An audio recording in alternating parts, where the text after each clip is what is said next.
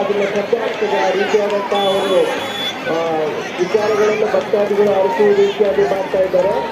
ಅದರಿಂದ ಡ್ರೋನ್ಗಳನ್ನು ಆದಷ್ಟು ಮೇಲ್ಭಾಗದಿಂದಲೇ ಸೆರೆ ಹಿಡಿಯುವ ನಿಟ್ಟಿನಲ್ಲಿ ಪದಾರ್ಥದಲ್ಲಿ ಕೊನೆಗಳಿಗೆ ಮತ್ತು ತಾವು ಹತ್ರಕ್ಕೆ ಬರಬೇಕಾಗುತ್ತದೆ.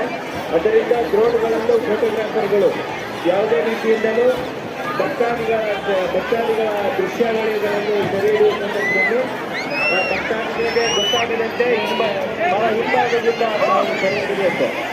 ಇಂತಹ ಪವಿತ್ರವಾದಂತಹ ಶ್ರೀ 7 ಕೋಟಿ ಮೈಲಾರಲಿಂಗೇಶ್ವರನ ಸನ್ನಿಧಿಯಲ್ಲಿ ಶ್ರೀ 7 ಕೋಟಿ ಮೈಲಾರಲಿಂಗೇಶ್ವರ ಸ್ವಾಮಿಯ ಒಂದು ಕಾಣಿಕ ನುಡಿಯನ್ನು ನಾವು ಎಲ್ಲರೂ ಆಡುತ್ತೇವೆ.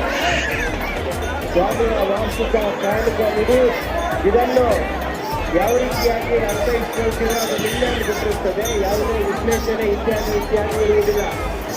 ನೀವುಗಳನ್ನು ಕೊಟ್ಟಂತೆ ನೀವಾಗೆ ವಿಶ್ಲೇಷಣೆ ಮಾಡಿಕೊಳ್ಳಿ. ಯಾವ ವಿಶ್ಲೇಷಣೆಗೂ ಅವಕಾಶ ಇರುವುದಿಲ್ಲ. ಆದ್ದರಿಂದ ಈ ಕಾಣಿಕ ನುಡಿ ಆಲಿಸುವುದು, ಕೇಳುವುದು, ಅದನ್ನು ಅನುಸರಿಸುವುದು ನಮ್ಮ ನಿಮ್ಮೆಲ್ಲರ ಕರ್ತವ್ಯವಾಗಿರುತ್ತದೆ. ಕಾಣಿಕ ನುಡಿಯನ್ನು ಆಲಿಸುವುದು, ಕೇಳುವುದು ಮತ್ತು ಅನುಸರಿಸುವುದು ಈ ರೀತಿಯಾದಂತಹ ವಾರ್ಷಿಕ ಕಾಣಿಕ ನುಡಿಯನ್ನು ಶ್ರೀ 7 ಕೋಟಿ ಮೈಲಾರಲಿಂಗೇಶ್ವರ ಸ್ವಾಮಿ ಈ ದಿನ ನಾವು ಅರ್ಪಿಸುವಂಥದ್ದು ಸ್ವಾಮಿಯ